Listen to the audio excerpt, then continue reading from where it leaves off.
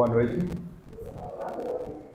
Vamos lembrar que precisamos desligar os nossos celulares, acalmar nossas mentes. Estamos hoje todos voluntários, trabalhadores da casa. José Carlos estava só com a cabeça em cargo, aí o José vai fazer a prece inicial. Nosso irmão Vitor veio para suprir aqui a emergência, vai falar. Parece que eu estava preparando a fala, mas já teve uma assistência. E nós, que estamos na direção, Fernando Almeida. Hoje nós trabalhamos o Evangelho segundo o Espiritismo, sempre na sequência. Estamos no capítulo 2. É isso? E o item, ponto de vista, que é o número 5, que é bom a gente deixar isso bem claro, porque às vezes as pessoas querem ler e não lembram o que foi, onde encontrar. Então, Evangelho segundo o Espiritismo, capítulo 2, item 5. Lembrando aqui os avisos, a reunião pública na casa continua todas as quartas e todos os sábados. E no dia 25, naturalmente, aniversário de Jesus, né? A palestra será normalmente. Também avisamos que as palestras no mês de janeiro vai ser um tema, e se fosse Jesus? Então, todo sábado, eu não sei se também... Se é todo sábado ou domingo, a mesma pergunta e com respostas com outros olhares, certo? Trabalhos da casa, campanha do quilo, continua naturalmente. A sopa permanece, então todo mundo precisa alimentar-se, porque entrou em recesso, as crianças já estão em recesso a partir desta semana, que a casa parou e as atividades cessaram. Não temos maca fluido, mas o trabalho coletivo, ele ajuda e atende a todas as necessidades. É preciso que nós estejamos presentes. E as atividades retornam, vão ser anotados no quadro de aviso e a gente tomará conhecimento com clareza, tá bem?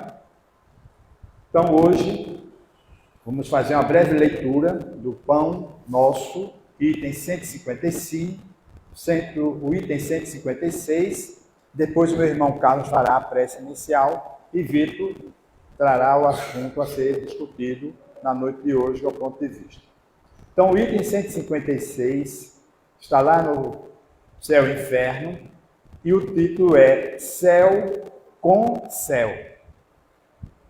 Mas ajuntai para vós tesouros no céu, onde nem a traça nem a ferrugem os consomem, e onde os ladrões não penetrarão, nem roubam. Jesus, isso está em Mateus capítulo 6, versículo 20. E Emmanuel vai fazendo um desdobramento desta sentença. Em todas as fileiras cristãs se misturam ambiciosos de recompensa que presumem encontrar nessa declaração de Jesus positivo recurso de vingança contra todos aqueles que, pelo trabalho e pelo devotamento, receberam maiores possibilidades na terra. O que lhes parece confiança em Deus é ódio disfarçado aos semelhantes. Por não poderem assambarcar os recursos financeiros à frente dos olhos, lançam pensamentos de crítica e rebeldia, aguardando o paraíso para a desforra desejada. Contudo, não será por entregar o corpo ao laboratório da natureza que a personalidade humana encontrará automaticamente os planos da beleza resplandecente. Certo, brilham os santuários imperecíveis nas esferas sublimadas, mas é imperioso considerar que nas regiões imediatas à atividade humana, ainda encontramos imensa cópia de traças e ladrões nas linhas evolutivas que se estendem além do sepulcro. Quando o Mestre nos recomendou ajuntássemos tesouro no céu, aconselhava-nos a ditar os valores do bem na pureza do coração.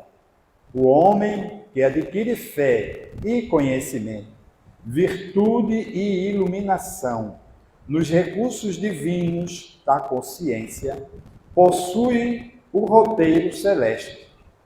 Quem aplica os princípios redentores que abarcaça, acaba conquistando essa carta preciosa.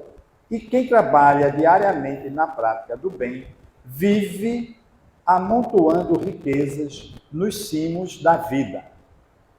Ninguém se engane nesse sentido. Além da terra, fugem bênçãos do Senhor nos pramos celestiais.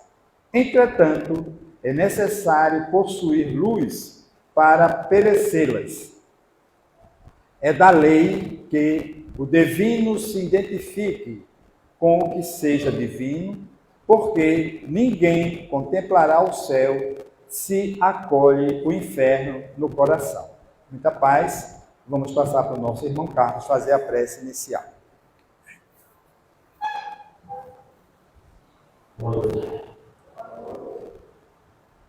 Em nome de Jesus, eu quero compreender o verso. Todos vocês que estão aqui, confiem que tem na sua casa. Eu vou pedir uma oração a todos vocês, fazer uma mulher do Natal, e eu vou encontrar na casa milhões. É uma coisa harmonizando nossos corações, é uma lei que eu não sei a então vou fazer um Pai Nosso, e só assim, chegar no nosso terra. Pai Nosso que está no Senhor, santificado seja o vosso nome. Venha a nós o vosso reino, seja feito o vosso. Assim na terra como no céu. O nosso cada dia e hoje, perdoa-nos aqui, assim como nós. Perdoa-nos que é perdido. Não deixe que caia em tentação. É livre de tudo que mal quer trabalhar. Conforme o pedido do nosso irmão Carlos, em nome do Altíssimo, iniciados os nossos trabalhos, vamos passar para o nosso irmão Vitor fazer a explanação do tema da noite de hoje. Muita paz, boas vibrações.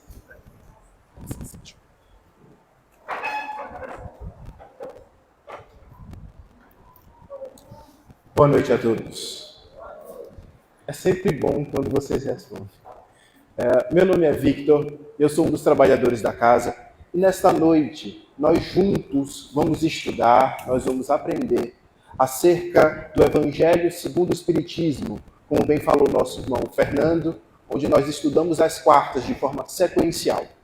Neste momento, nós estamos no capítulo 2, intitulado Meu Reino Não É Deste Mundo, onde em todo o capítulo a gente conversa, os espíritos, seja Kardec, nos esclarecem a respeito da vida terrena como algo passageiro, como algo temporário, ainda que seja longo, mas com algo temporário. E de que muitas das promessas de Jesus não podem ser cumpridas ou completadas, senão na vida futura ou através da reencarnação.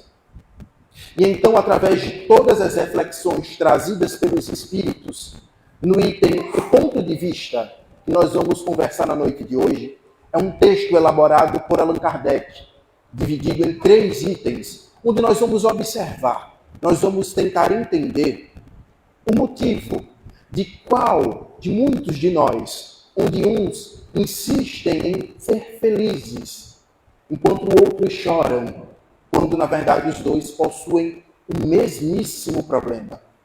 Enquanto uns sucumbem à tristeza e à dor das experiências terrenas, outros insistem em seguir em frente. E enquanto outros, mesmo na dor, possuem e continuam com uma fé inabalável em Deus e em Jesus, enquanto outros, infelizmente, questionam a existência divina.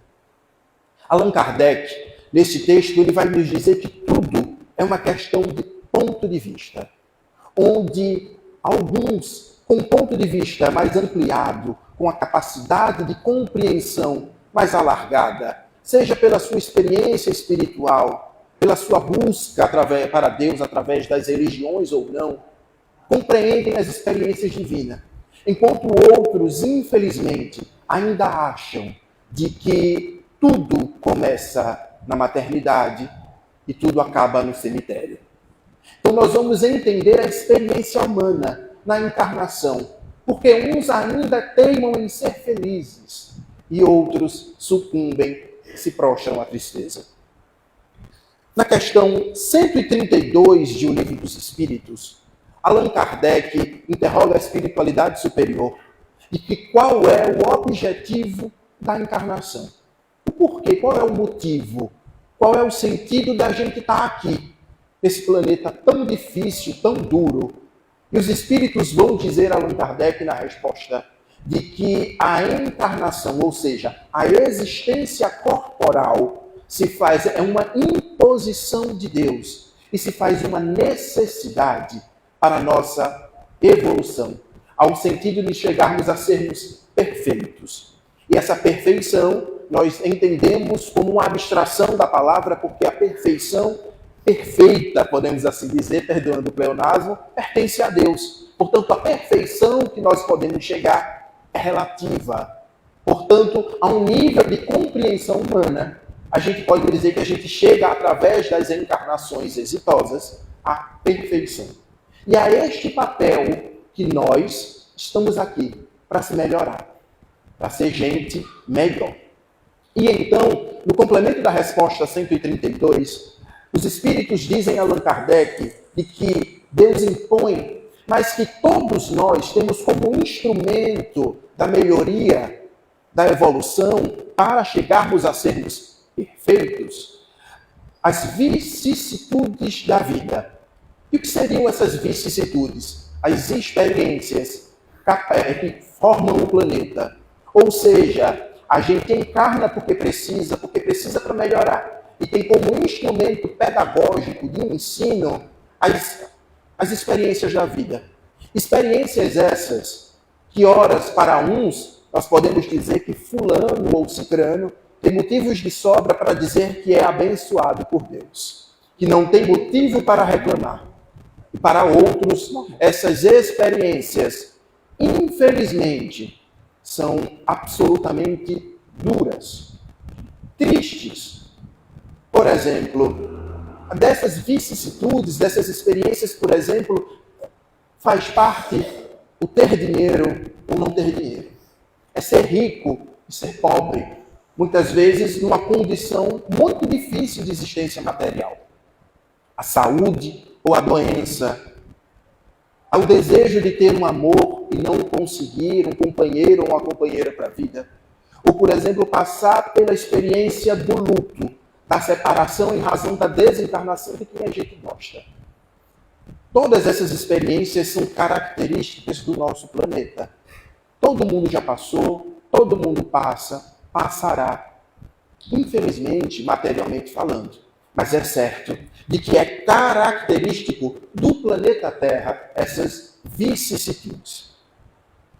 E então, alguns poderemos chamar, sim, por que não, de que essas experiências negativas que citamos anteriormente, nós podemos chamar de sofrimento. De fato, algumas experiências da existência para algumas pessoas, a gente pode dizer que é uma vida muito dura e muito sofrida. O espírito Joana de Ângeles, a mentora espiritual do médium Divaldo Pereira Franco, escreve através de suas mãos a obra espetacular, Plenitude, onde nesta obra, Joana de Ângeles vai elaborar conceitos, trazer reflexões de que como a gente pode viver em plenitude, de forma plena, de forma feliz. E então ela começa a dizer, em síntese da obra, nós podemos dizer que ela nos diz que para viver bem, para ser feliz, para viver em plenitude, como diz o título do livro, é de que nós devemos passar por todas as experiências terrenas que devemos passar, com cabeça erguida, com honestidade, buscando a melhora, mas em momento algum, achando de que a existência terrena, quando a gente nasceu na maternidade, E quando o nosso corpo é enterrado no cemitério, limita, ela vai nos falar de que devemos agregar a compreensão da existência espiritual, de que somos espíritos momentaneamente na carne. E em toda a sua trajetória do livro, ela vai começar a fazer essa análise para a vida em plenitude pelo sofrimento. O capítulo 1, intitulado O Sofrimento, e o capítulo 2, intitulado Análises do Sofrimento. E ela vai nos dizer, basicamente, de que muitos de nós, a grande maioria de nós, que passa por sofrimentos morais. E quando a gente pode dividir o sofrimento em sofrimentos materiais, do não ter, de querer comprar e não ter condições, de querer fazer e não poder, mas também dos sofrimentos morais, é daquilo que a gente sofre, do que não tem dinheiro que dê jeito. E então ela vai nos dizer que todo o responsável por todos os sofrimentos morais que nós passamos somos nós mesmos, o espírito ocupante desse corpo de carne. E então ela nos diz de que muitos, então, durante a existência terrena, sucumbem por sofrer, por quererem um dinheiro que nunca chega, um amor que nunca vem, uma casa faraônica. Ou então sucumbem diante da inveja e dizem que sofrem. E então, através dos séculos, diz ela, e os livros de história, os livros de filosofia, os livros teológicos, confirmam o que a mentora nos diz, de que procurou-se, através dos séculos, anestesiar o sofrimento.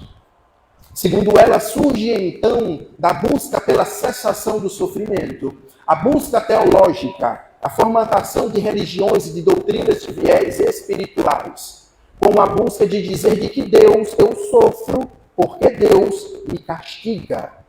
Eu sofro porque Deus me abandonou. E então eu sofro.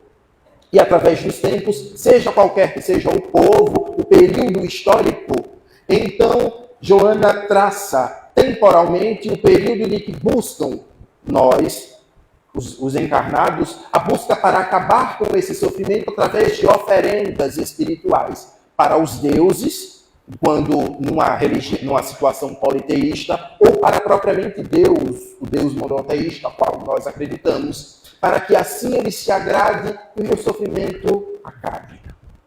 Ou então, surgiram-se também escolas filosóficas. E o que são as escolas filosóficas, meus irmãos? São linhas de pensamento que se propõem a analisar a sociedade.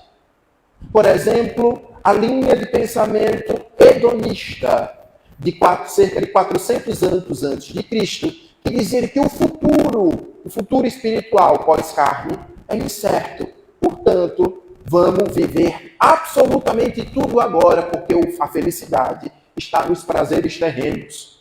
Ou como, por exemplo, o niilismo, que dizia que o futuro não existe. Morreu, acabou, portanto, viveu, não viveu. E então, nós temos diversos exemplos desta linha de pensamento também, como, por exemplo, o povo saduceu, que vem do líder Sadoc, que vem desde cerca de 248 a.C., passa por Jesus, e eles de fato acreditavam em Deus, desse Deus único, o Senhor dos Exércitos, o Pai, o Criador, mas para eles morreu, acabou. Para todas estas linhas de pensamento, onde ela inclusive inclui o estoicismo, ela vai definir como anestesias. É mais fácil eu dizer que Deus me abandonou, que nada existe no futuro, do que eu me responsabilizar pelos meus próprios atos. E de que esta vivência, ainda que sofrida, é fruto da minha inconsequência, da minha irresponsabilidade, de um passado distante de outras encarnações, ou desta mesma encarnação. O fruto disso vai dizer que a gente é anestesiado. Momentaneamente, aquele sofrimento passa. Mas como nós não tratamos do espírito, que é o grande agente responsável de tudo,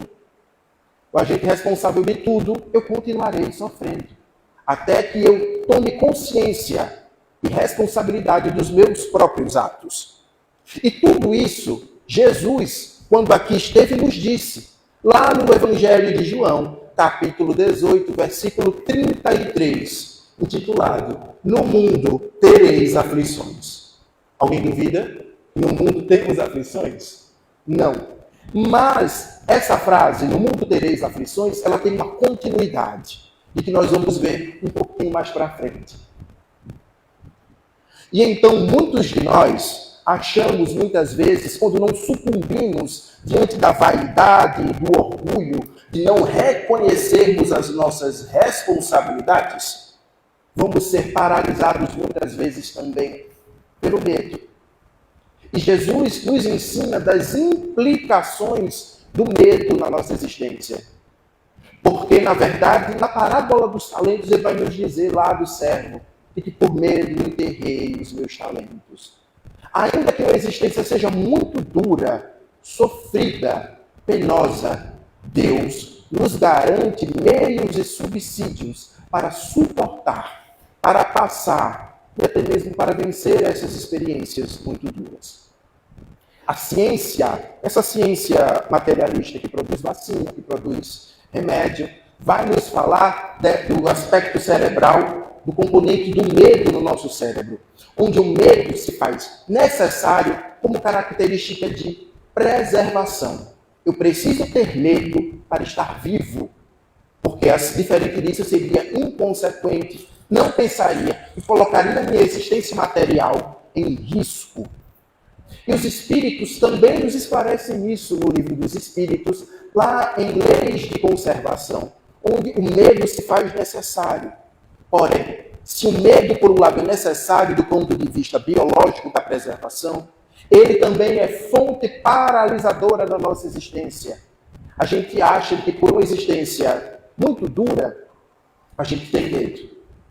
Dentro das vicissitudes que nós informamos que nós passamos, quem não tem medo de uma grave doença? De descobrir que está perto da morte? Quem não tem medo de ficar desempregado e não ter mais o seu sustento? Quem não tem medo de perder o seu pai, a sua mãe, o seu filho, o seu esposo e a sua esposa? E todos esses medos são absolutamente respeitáveis. Mas o medo, cientificamente, ele produz cortisona no cérebro e produz adrenalina e a gente não pensa. E quando a gente não pensa, a gente para de pensar racionalmente. Por que eu tenho que ter medo disto? Ou por que será que faz sentido que eu me atemorize a este ponto? E então, a gente passa a viver refém do medo. A gente apenas não deixa de viver para sobreviver. A gente não vive, a gente conta um dia após o outro, até a desencarnação. É como diz Raul Seixas, a gente fica sentado de boca aberta esperando a morte chegar. E então, o que é que falta a essas pessoas, ou a nós, porque nós também sentimos medo, para entender de que nós não devemos ser paralisados pelo medo, ou cairmos no ego e na vaidade, de achar de que não é possível, de que eu estou abandonado, de que nada é culpa minha e que Deus virou as costas para mim. Na verdade, nós precisamos ter consciência, ampliar o ponto de vista, que é o título da lição da noite de hoje, de que toda experiência terrena, ela é dura, ela é longa, mas ela não é definitiva. A vida faz parte da existência material, mas a vida material não é exclusivamente a vida. O Espiritismo nos esclarece definitivamente de que a vida é uma amplitude, ora na carne, fora dela, mas sempre vivos, integralmente vivos. E como temos essa fonte geradora de medo incessante, do nosso ponto de vista limitado muitas vezes, nós caímos em processos obsessivos terríveis. Terríveis. É um equívoco nós acharmos de que o processo obsessivo ou a figura do nosso irmão ainda em sofrimento, distante do amor de Cristo, a qual muitas vezes nós chamamos de obsessor, ele é o agente responsável pela minha pelo processo de sofrimento. É um equívoco. Na verdade, o espírito a qual nós chamamos de obsessor, eles são exploradores do meu processo de desequilíbrio. Eles se aproximam de nós a partir do momento que nós damos permissão moral, psíquica, para que eles se aproveitem disso tudo. E então aí são deflagrados processos obsessivos terríveis. Alguns dizem que são perseguições demoníacas. Outros, com o ponto de vista mais ampliado, vai chamar de perseguição espiritual. Mas de que nem sempre, porque muitas vezes o obsessor da nossa existência somos nós mesmos, onde nós vamos chamar de processo de auto-obsessão. O meu pensamento me destrói, as minhas atitudes me destroem, a minha vaidade me destrói, e não precisa de irmãozinho em sofrimento nenhum para isso. Tudo isso é uma questão de um ponto de vista limitado, de achar de que se eu não estou feliz, é porque Deus me abandonou. Se algo me acontece, a culpa é do obsessor. Na verdade, não. Nós, Joana de Ângeles já nos diz, no mesmo livro Plenitude que citamos anteriormente, nós somos os agentes responsáveis por toda a nossa existência. E o medo, muitas vezes, nos faz esquecer de tudo isso. E então, muitos de nós, diante da prova, aconteceu, eu estou doente, eu perdi meu emprego, eu não tenho o que comer, por exemplo. Como ficar feliz dessa forma, não é verdade? Mas existem duas alternativas então. Ou eu aceito com resignação o processo que está posto. Não tem como mudar. Aconteceu. É um fato consumado. Eu perdi meu emprego. Eu estou doente. A velhice se aproxima. A crise financeira na minha vida é permanente. Eu tenho dois meios. Ou eu me resigno, eu aceito, eu me curvo diante da realidade. Ou eu me prostro, eu me entrego, eu jogo a toalha. E é muito diferente, nós dentro das casas espíritas falamos repetidamente em resignação. Ou seja, aceitação do processo. Mas é muito diferente de aceitação com comodismo. É muito diferente de aceitação com prostração, com desistir da luta. Porque o resignado, ele aceita, mas ele luta dia após dia para sair da sua situação. E qual é o meio para sair dessa situação? É a minha faculdade da inteligência, são os meus conhecimentos, a minha força física, ainda que limitada, e, acima de tudo, a fé em Deus. Nós não podemos tirar o componente da fé, o componente da existência do mundo espiritual e dos amigos espirituais que nos ajudam. Jesus, quando aqui esteve encarnado, falou da fé que transporta montanhas. Através da fé são conseguidos êxitos enormes, e que muitos chamam de milagres, outros de estranheza, mas o fato é que acontece. E muitas vezes não com merecimento, é com misericórdia. Então, cadê a nossa fé diante do momento da dor? Cadê a nossa fé neste momento? Será que o nosso ponto de vista, nós sucumbimos diante do medo e esquecemos de que Deus nos ajuda? E que Jesus disse que a fé transporta a montanha? E de que se esta montanha, que é a nossa dificuldade, não é capaz de fazer sumir a montanha, a nossa fé pode nos dar instrumentos para subir a montanha, para atravessar a montanha, ou seja, para viver da melhor forma possível. Porque muitos de nós, por exemplo, das doenças, muitos de nós temos medo de ficarmos doentes. Existem doenças que matam, objetivamente. Existem outras doenças que têm cura. E tem outras doenças que são chamadas das doenças crônicas, que são aquelas doenças que não matam, mas que também não têm cura. O resultado é apenas viver com ela, tratar ela e viver da melhor forma possível, lidando com as limitações de que essa doença nos permite. E então eu posso me entregar e dizer que eu sou um doente e não sair da cama. Ou viver com as limitações sobre uma outra ótica. Eu não posso hoje porque está doendo muito, mas amanhã eu vou. E os meios de transportar essa montanha, de superar o sofrimento, são os mais amplos. Desde a ciência materialista, que produz remédio para doente, desde as ciências humanas, que foi capaz de criar a psicologia e a psiquiatria, ou então daqueles irmãos ou daquelas irmãs que estão conosco, que a gente chama de família, que a gente chama de colega de trabalho, que estão na luta conosco, faça chuva ou faça sol, que não sucumbem diante das nossas dificuldades, estão conosco até o fim. E então nós, muitas vezes, esquecemos desse detalhe e nos prostramos, nos entregamos. A gente se acha mesmo doente, a gente se acha mesmo miserável, a gente se acha mesmo um coitado, um esquecido de Deus. Mas então, que na questão 704 do Livro dos Espíritos, na resposta, os Espíritos vão dizer a Allan Kardec: não seria possível que Deus criasse para o homem a necessidade de viver sem lhe dar os meios para consegui-lo. Ou seja, do ponto de vista material, existem meios para passar ou para superar, para viver com os sofrimentos de acordo da melhor forma possível. Mas nós não podemos olhar para a resposta dessa pergunta do ponto de vista apenas material. Se nós acreditamos num Deus justo, bondoso, caridoso, Pai, misericordioso, Ele me viraria as costas?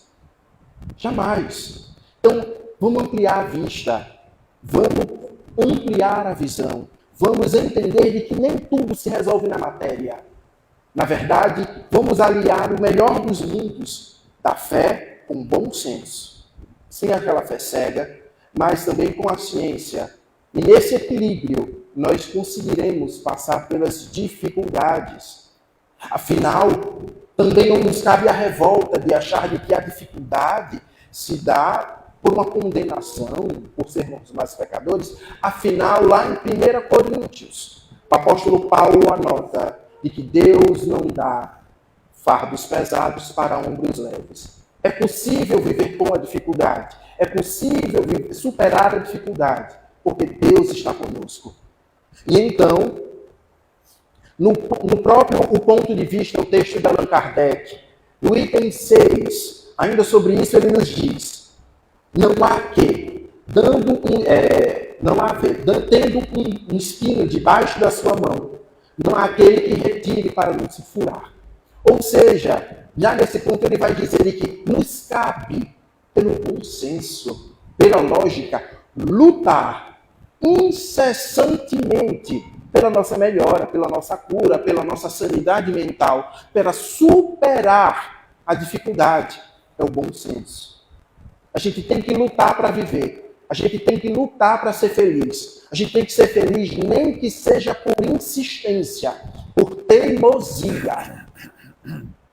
Deus não nos colocou no mundo para sofrer. A gente veio para ser feliz, para passar por experiências, é fato. Mas a gente veio para ser feliz, porque aqui é o planeta Terra. Aqui não é o inferno que os antigos pregavam. Portanto, a gente pode ser feliz, sim.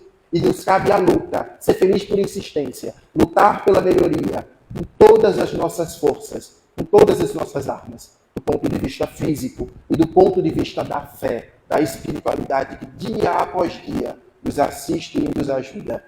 E em outro ponto, do mesmo item 6, Allan Kardec anota: a procura do bem-estar força o homem a melhorar a todas as coisas, possuído que está no instinto do progresso, da conservação, que é uma lei da natureza. Traduzindo, a gente está aqui para ser melhor, a gente não está aqui para se entregar. Traduzindo, a gente está aqui para viver, não é para sobreviver. Não nos cabe este entendimento de que não tem mais jeito, de que não tem mais solução. Porque nós falamos lá no começo da nossa conversa, de que lá no Evangelho de João 13:33, que a gente disse que a gente diria na frase que diz: no mundo tereis aflições, a gente disse que diria a frase mais para frente, essa hora chegou. O complemento da frase é: tenham de bom ânimo, eu venci o mundo.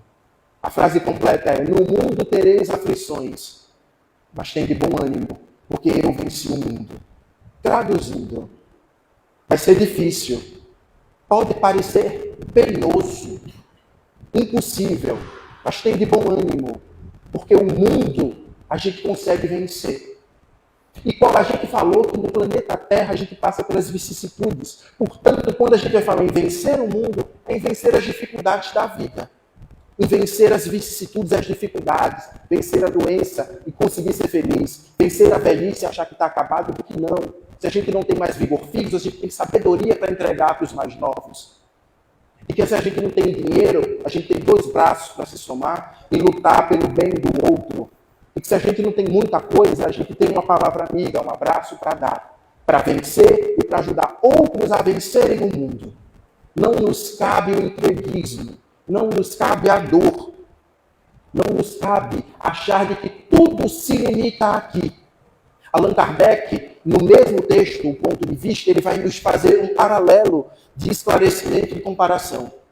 De que aquele homem de que não compreende a vida espiritual, aquele homem que acha de que tudo começa aqui e termina aqui, e de que nada além existe, ele vai dizer de que é como um homem de que tinha muito dinheiro, que perdeu tudo e agora se desespera.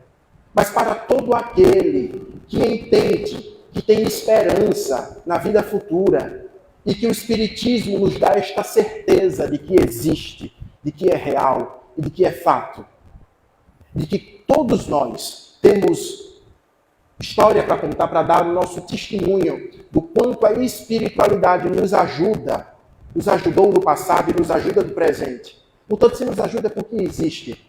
Então, para este homem, Allan Kardec vai dizer que é um homem muito rico, mas que a experiência da dor é como uma pequena parte do dinheiro que ele perdeu. Ele sente, faz falta, mas ele segue em frente, porque ele compreende de que a existência é muito maior do que a dor.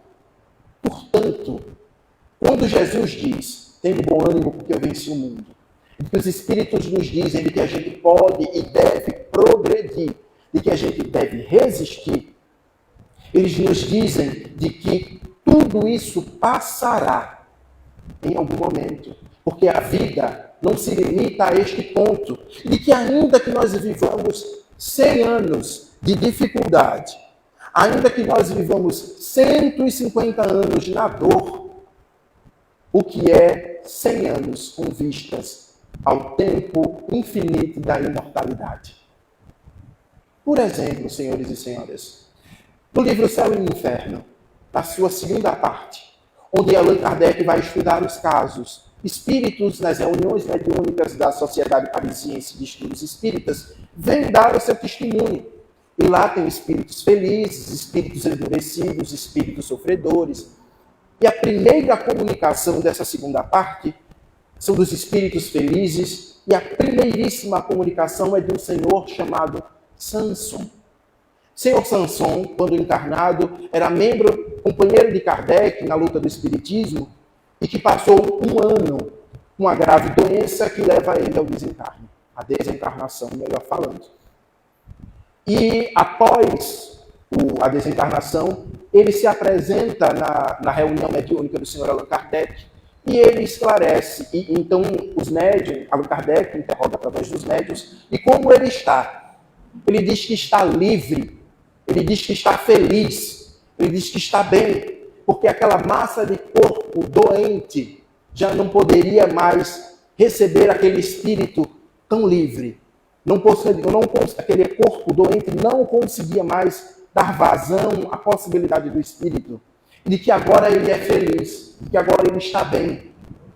Ou seja, a existência terrena não determinou quem era o senhor Samson, não determinou quem era Samson, e nem determina quem somos cada um de nós.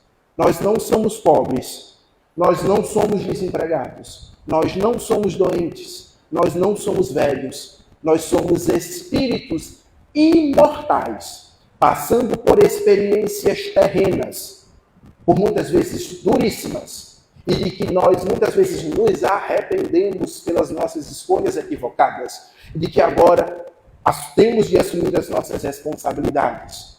Mas não somos doentes, somos espíritos encarnados na Terra, passando por uma jornada, e de que não estamos sozinhos, nem por um minuto, porque a misericórdia divina nos ampara nos dias de tristeza, nos socorre nos dias de dor e nos abraça no dia de felicidade, para como estímulo de que assim devemos seguir.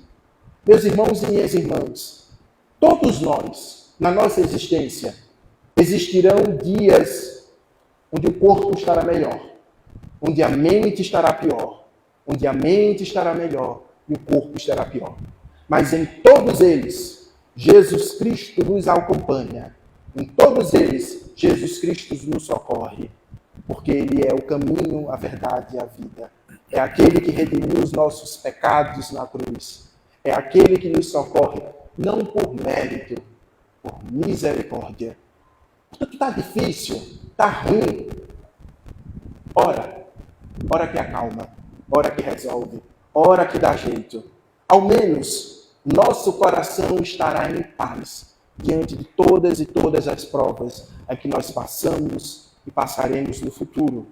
E que esta prova não é capaz de definirmos quem nós somos. Nós estamos aqui para sermos felizes. O nosso ponto de vista não pode ser limitado à dor, à tristeza, ao rancor e à mágoa. Porque, infelizmente, irmãos e irmãs nossas, diante da dor, não pela elaboração do pensamento, da frieza do pensamento, mas pela dor, sucumbiu pelo suicídio em razão de não entender de que a vida continua, de que dava para ter jeito, de que dava para conviver com a dificuldade, de que o suicídio não resolveria a situação. Muito pelo contrário, aprofunda. Mas este suicídio, que não é solução para nada nem para ninguém, não determina também quem é este irmão e esta irmã. Nós não podemos chamar de suicida, devemos chamar de irmão. Sucumbiu sim, mas não podemos destiná-lo à eternidade pelo suicídio, por um segundo de tristeza e de dor. Dizer-lhe que ele é por toda a eternidade. Portanto, se muitos sucumbiram pelo suicídio diante da dor, porque tinham um ponto de vista estreito, a misericórdia de Jesus também nos alcança. E para nós, fica a lição de que o suicídio não resolve os nossos problemas. Cabeça erguida, sempre em frente. Mas no final, lá no item 7, Allan Kardec vai falar então do espiritismo, desta doutrina, desta formatação de doutrina, de esclarecimento e de amparo, onde que por muito tempo falou-se na imortalidade da alma, de forma alegórica. Por muito tempo, o próprio Jesus, lá no Evangelho de João, não estou falando de minha boca, mas parafraseando Jesus, no Evangelho de João, capítulo 14, ele dizia que mais coisas ele poderia dizer, mas que nós, naquele momento, não poderíamos compreender. Falou veladamente da imortalidade da alma, da reencarnação, de fenômenos mediúnicos, de questões de assédios espirituais. Tudo isso. Mas foram chegados aos tempos da maturidade, em que a misericórdia de Jesus nos traz como um instrumento, o amor de Deus nos traz como ferramenta o Espiritismo, para esclarecer de que há muito tempo atrás era uma ideia, uma possibilidade, eram contos, eram alegorias religiosas, desde os princípios do mundo, com o Espiritismo. E não falamos no sentido de o Espiritismo ser uma doutrina superior à outra. Jamais. Mas o Espiritismo nos fala perfeitamente, de forma clara, de forma rápida, de forma objetiva, sobre a existência. E quando falamos em existência, não estamos falando da carne e do osso, do corpo que nós estamos revestidos neste momento, enquanto espírito que somos, mas da completude da criação divina, de que estamos sempre vivos. seja na carne, seja fora dela, onde chegará um momento em que não necessitaremos mais aqui estar, e que o Espiritismo, este Consolador, nos esclarece, amplia o ponto de vista para nos dizer de que não devemos sucumbir à dor, de que é uma experiência, de que é um momento, de que é um segundo, e que não devemos mergulhar no mar de tristeza diante da dificuldade que a gente nem sabe se vai passar, diante da dor que já se instalou. Porque o Espiritismo nos prova e espíritos dão o testemunho, ou seja, comprovando do que o Espiritismo fala é verdade, de que passou, de que aquela provação que parecia não ter fim, teve fim, de que agora agradecem por essa experiência porque estão livres, tiveram a oportunidade de resgatar o passado, tiveram a oportunidade de resgatar a dor. E de que muitos, o próprio Allan Kardec vai fazer essa citação, de que muitos que acreditam que as almas, ou que os espíritos, são criados no momento da encarnação, fazendo de nós estranhos uns aos outros, não consola esta linha de pensamento do Evangelho que não acolhe, de um Deus que não apara, só julga. O Espiritismo, através de Jesus, nos esclarece de que o amparo, de que o suporte também se dá através da reencarnação, quando nós suplicamos para reencarnar, e a gente reencarnou do lado de um pai, de uma mãe, que ajuda a gente a suportar. E de que o amor deste pai e desta mãe, que aceitou o convite e que pediu para ser nosso pai e a nossa mãe, para estar conosco, do marido, da esposa, do companheiro de trabalho, do irmão, do familiar, do vizinho, na verdade é a misericórdia de Deus, mais uma vez, nos amparando e nos dando suporte para caminhar. Portanto, no momento de dor e de escuridão que todos nós passamos passar, que a gente possa olhar para o lado e entender que o amor daquele que me acompanha é maior do que a dor do que a gente atravessa. De que Jesus, através da reencarnação, nos concedeu uma oportunidade de aprender de novo, de fazer direito, de fazer diferente. De que a gente não tem o que temer, porque Jesus é conosco. Não nos desesperemos. As casas espíritas abrem-se diariamente para acolher a todos nós em sofrimento. Quantos de nós, por exemplo, entrou pela primeira vez numa porta espírita como essa, desesperado, chorando com medo, e quando saiu, saiu melhor? Quantos, através do passe em salas como essa, não se sentiu tranquilizado, não se sentiu revitalizado? São as misericórdias espirituais, são as bondades, a realidade da vida espiritual que nos atinge e nos acompanha dia após dia. E de que medo algum é capaz de nos parar se nós não quisermos. De que experiência nenhuma é determinista, de que deve nos parar na nossa existência. E de que a gente deve ser feliz sim, ser feliz por existência. De que nada nem ninguém é capaz de nos parar a não ser nós mesmos. Meus irmãos, eu posso beber água? Obrigado.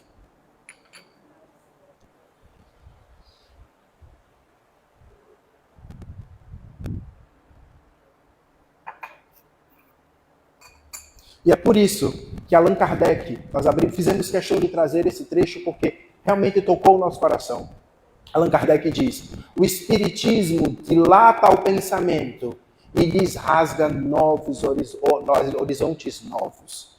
Traduzindo, nada nos limita. A existência não é determinada para a dor. E através do Espiritismo, o socorro vem. A existência continua. E de que o caixão, de que a velhice, de que a dor não é capaz de nos parar, porque o Espiritismo nos faz dar testemunho diário de que o amor divino é capaz de nos amparar, de nos socorrer, e de que a vida continua, de que a vida segue, de que se hoje a existência é dura, amanhã nós teremos existências melhores. Nessas existências melhores, nós agradeceremos por esta oportunidade duríssima de resgatar a nossa dor do passado, nos nossos atos.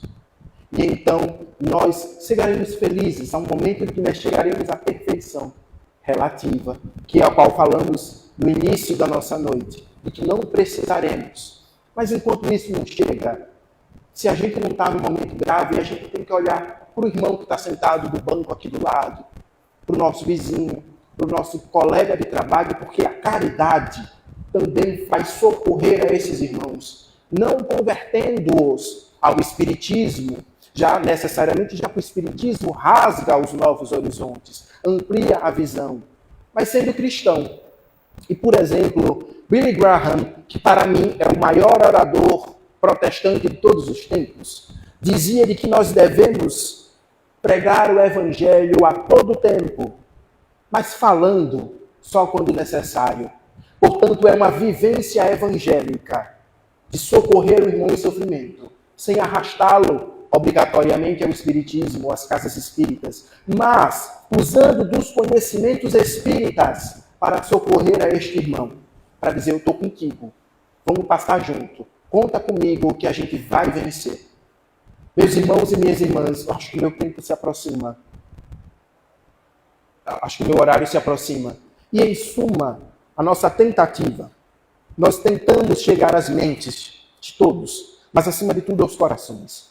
Porque sabemos que a existência de todos nós é duríssima, mas de que ampliemos a nossa visão, não nos determinemos pela dor, não sucumbamos diante da tristeza, não nos entreguemos jamais, porque eu detesto fazer isso. Aquela palestra que Chico dizia, Chico disse, mas não existe outra terminologia, uma outra frase que exprima melhor as experiências terrenas. Como dizia Chico Xavier, tudo passa. Se os dias de felicidade que a gente queria que nunca terminasse passam, os dias de tristeza, os anos de tristeza também passam. E vai passar. E quando passar, a gente vai dar graças a Deus que a gente aprendeu. Mas enquanto a gente não passa, a gente pergunta para Deus, o que é que o Senhor quer me ensinar? Aonde o Senhor quer que eu chegue? O Senhor quer que eu faça o quê? Que vai dar certo. A resposta vem, o socorro vem. Ampliemos os nossos horizontes. No dia de tristeza, abramos o Evangelho. Vamos ver o que ele tem a nos dizer. Em seguida a gente pratica. O coração está angustiado, ora. O coração está com medo, pede ajuda. Por exemplo, ao Dr. Bezerra de Menezes, que o socorro vem. Pede ajuda ao Padre Germano, que o socorro vem. Eleve os pensamentos a Jesus, que o socorro vem. Não estamos sozinhos. Não começamos na maternidade. Não terminaremos no caixão. Muito obrigado a todos os irmãos e a todas as irmãs que nesta noite se fizeram presente, que tiveram a paciência de me ouvir. Que a misericórdia de Jesus possa chegar ao meu, ao seu, ao nosso coração, ao coração dos nossos familiares e aos nossos lares, nos confortar, nos encorajar. E os desafios da terça, da quarta, da quinta, da sexta-feira, a gente encare com teimosia de ser feliz e com força, e rogando a Deus, porque tudo dará certo. Muita paz a todos. Vamos caminhando para o final, já agradecendo ao nosso irmão Vitor. Aí ele deixou bem claro, nós não sucumbimos. A vida é eterna. Deus é amor. Não existe justiça vingativa. A justiça é a natureza das próprias coisas que nós fazemos. O que está certo, favoreceu. E aí o ponto de vista é exatamente ter o alcance de entender que nós somos criaturas infinitas e que precisamos trabalhar. O que não deve, ele falou aqui na questão do suicídio, eu me lembrei, que não abrevia a vida achando que vai resolver, porque os processos de evolução são infinitos, gente. Se há várias moradas na casa do meu pai, é porque todo o trabalho não começa aqui. E como ele diz, não é na maternidade que iniciamos, nós já viemos de outras viagens. Vamos agradecer a todos vocês presentes e aos que estão online, né, fazendo as suas vibrações, o nosso irmão Carlos, que fez a prece, e vamos orar, rogando a Jesus o amparo a todos os lares, a todas as criaturas que aqui se fazem presentes, nossos irmãos em espírito, que também nos acompanham, como ele bem colocou, não são os obsessores, são criaturas que nós criamos os vínculos, por isso elas continuam conosco, de acordo com o que nós vibramos, de acordo com o que nós vivenciamos. Rogando sempre a Jesus energias favoráveis para que a gente possa vencer as nossas tendências inferiores, favorecendo assim aos companheiros que comigo comungam, possam também fazer a viagem da evolução, uma vez que todos nós viemos para ser felizes. Podemos pedir a Deus um feliz regresso aos nossos lares e que possamos retornar felizes e harmônicos. Muita paz, boa noite a todos.